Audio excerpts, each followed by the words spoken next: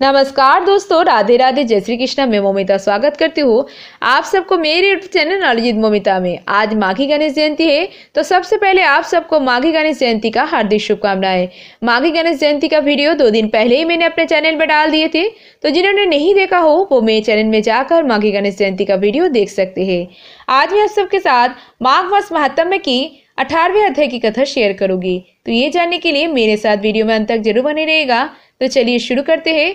ओम नमो भगवते वासुदेवाय नमः। श्री वशिष्ठ जी कहने लगी कि हे राजन, मैं दत्तात्रेय जी द्वारा कहा माघ मास महात्मा कहा, अब माघ मास के स्नान का फल सुनो। हे परंतप, माघ स्नान सब योग्य व्रतों का और तप का फल देने वाला है। माघ मास में स्नान करने वाले स्वयं तो स्वर्ग में जाते ही है, उनके माता पिता दोनों के कुल को भी स्वर्ग प्राप्त होता है। जो माघ मास में सूर्योदय के समय नदी आदि में स्नान करता है, उसके माता पिता के 7 कुलों को पीड़ित स्वर्ग प्राप्त होता है। माघ मास में स्नान करने वाले दुराचारी और कुकर्म भी मनुष्य भी पापों से मुक्त हो जाते हैं, और इस मास में हरि का पूजन करने वाले पाप समुदाय से छूटकर भगवान के सदृश शरीर वाले हो जाते हैं। यदि कोई आलस से भी माघ मास में स्नान करता है, उसके भी सब पाप नष्ट हो जाते हैं। जैसे गंधर्व कन्या राजा के श्राप से भयंकर काल को भोगती हुई लोमस ऋषि के वचन से माघ में स्नान कर पापों से छूट गई। यह वार्ता सुन राजा दिलीप विनय से पूछने लगे कि हे गुरुदेव, ये कन्याएं किसकी थी? उनको कब और कैसे श्राप मिला? उनके नाम क्या थे? ऋषि के वाक्य से कैसे श्राप मुक्त हुई? उन्होंने कहाँ पर स्नान किया? आप विस्तार पूर्वक सब कथा कहिए। वशिष्ठ जी कहने लगी, हे राजन, जे अरुणी से स्वयं अग्नि उत्पन्न होती है, वैसे ही यह कथा धर्म और संतान उत्पन्न करती है। हे राजन, सुख संगीत नामक गंधर्व की कन्या का नाम विमोहिनी था। सुशीला तथा स्वरवेदी की संवरा, चंद्रकांत की सुतारा तथा सुप्रभाव की कन्या चंद्रका, यह 5 सब समान आयु वाली तथा चंद्रमा के समान कांति वाली और सुंदर थी। जैसे रात्रि को चंद्रमा शोभायमान होता है, वैसे पुष्प की कलियों के समान खिली हुई ये अप्सराएं थी। ऊंचे पैधर वाली पद्मिनी, वैशाख मास की कामिनी, यौवन दिखाती हुई नवीन पत्तों वाली लता की सदृश गोरे रंग सोने के सदृश चमकती हुई और सोने के अलंकारों से सुशोभित सुंदर वस्त्र धारण किए हुए, अनेक प्रकार के गाने और बीना तथा बांसुरी तथा दूसरे बाजे बजाने में प्रवीण और ताल स्वर तथा नृत्य कला में निपुण थी। इस प्रकार वह कन्याएं कीड़ा करती हुई कुबेर के स्थान में विचरती थी। एक समय कौतुकवश माघ मास में एक वन से दूसरे वन में विचरती हुई मंदिर के पुष्प तोड़कर सरोवर में गौरी पूजन के लिए गई। स्वच्छ जल के सरोवर में स्नान करके वस्त्र धारण कर मौन हो बालू मिट्टी की गौरी बनाकर चंदन, कर्पूर, कुमकुम और सुंदर कमलों से उपचार सहित पूजन करके ये 5 कन्याएं ताल नृत्य करने लगी। फिर ऊंचे गंधर्व स्वर में गाने लगी। जब एक कन्याएं नाचने और गाने में लीन थी, तो उस समय अच्युत नामक उत्तम तीर्थ वेद निधि नाम के मुनि के पुत्र अग्नितप ऋषि स्नान को गए। वे युवा ऋषि सुंदर मुख, कमल सदृश नयन, विशाल छाती, सुंदर भुजाएं वाले दूसरे कामदेव के समान थे।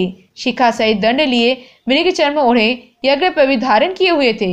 उनको देखकर 5 कन्याएं मुग्ध हो गई और उनका रूप और यौवन देखकर कामदेव से पीड़ित हो देखो देखो ऐसा कहती हुई उस ब्राह्मण के चित्त में कामदेव का डर उत्पन्न करने लगी और आपस में विचार करने लगी कि यह कौन है? रति रहित होने से कामदेव नहीं और एक होने से अश्विनी कुमार नहीं। ये कोई गंधर्व या किन्नर या कामरूप धारण कर कोई सिद्ध या किसी ऋषि के श्रेष्ठ पुत्र था। कोई भी मनुष्य हो, कोई भी हो, ब्रह्मा जी ने इसको हमारे लिए ही बनाए हैं। जैसे पूर्व कर्म के प्रभाव से संपत्ति प्राप्त होती है, वैसे गौरी जी ने हम कुमारियों के लिए श्रेष्ठ वर दिया है। आपस में यह तुम्हारा वर है या मेरा अथवा सबका, ऐसे कहने लगी। जिस समय उस ऋषि पुत्र ने अपने वरदान की क्रिया करके ऐसे वचन सुने, तो वे सोचने लगे कि यह तो बहुत बड़ा समस्या उत्पन्न हुई। ब्रह्मा, विष्णु, महेश आदि देवता और बड़े योगेश्वर भी स्त्रियों के माया जाल में या भ्रम जाल में मोहित हो गए हैं। इनके तीक्ष्ण बाणों से किसका मन रूपी हिरण घायल नहीं हो सकता। जब तक नीति और बुद्धि रहती है, तब तक पापों से भय रहता है। जब तक की गंभीरता रहती है, यम विधि का पालन होता है, तब तक मनुष्य स्त्रियों के कामरूपी बाणों से बीधा नहीं जाता। यह मुझे उन्मत्त और मुग्ध कर रही है। और किन गुणों से धन की रक्षा हो सकती है? स्त्रियों के मांस, रक्त, मल मूत्र से बने घृणित और अशुद्ध शरीर में कामी लोग ही सुंदरता की कल्पना कर सकते हैं। शुद्ध बुद्धि वाले महात्माओं ने स्त्रियों के पास रहना कष्टकारक कहा है। सो जब तक यह पास आ जाए घर चले जाना चाहिए। अतः जब तक वह उसके पास गई वह योग बल के द्वारा अंतर्धान हो गए।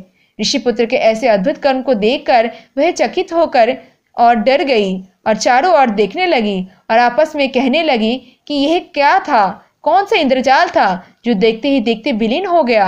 और वह विरह के अग्नि में जलने लगी और कहने लगी, हे कांत, तुम हमको छोड़कर कहाँ चले गए? क्या तुमको ब्रह्मा ने हमको विरह रूपी अग्नि में जलाने के लिए बनाया था? क्या तुम्हारा चित्त देहारहित है जो हमारा चित्त दुखाकर चले गए? क्या तुमको हमारा विश्वास नहीं? क्या तुम कोई मायावी हो? बिना किसी अपराध के हम लोगों पर क्यों क्रोध कर रहे हो? तुम्हारे बिना हम नहीं जिएंगे। जहाँ पर अब गए हो हमें शीघ्र वहां ले चलो, हमारा संताप हरो, हमें दर्शन दो। संजन लोग किसी का नाश नहीं देखते। राधे राधे। जय श्री कृष्णा। आज की मासमत महात्मा की 18वें अध्याय की कथा समाप्त हुआ। इसके आगे की वृत्तांत आप आने वाले अध्याय में सुनिएगा। अगर आप भगवान श्री कृष्ण के भक्त हो और ये वीडियो आपको अच्छी लगी तो वीडियो को जैसे लाइक और शेयर जरूर कीजिएगा और ऐसे और वीडियोस पाने के लिए मेरे चैनल नॉलेज विद मोमिता को जरूर सब्सक्राइब कीजिएगा और सब्सक्राइब के बटन में बेल आइकन दबाना मत भूलिएगा, जिससे कि आने वाले वीडियो की नोटिफिकेशन जल्द से जल्द मिल जाए। और कमेंट में लिखना मत भूलिएगा वीडियो कैसी लगी। आज के लिए इतना ही। मैं मिलूंगी नेक्स्ट वीडियो में, तब तक के लिए tata bye. Thanks for watching. Radhe Radhe. जय श्री कृष्णा।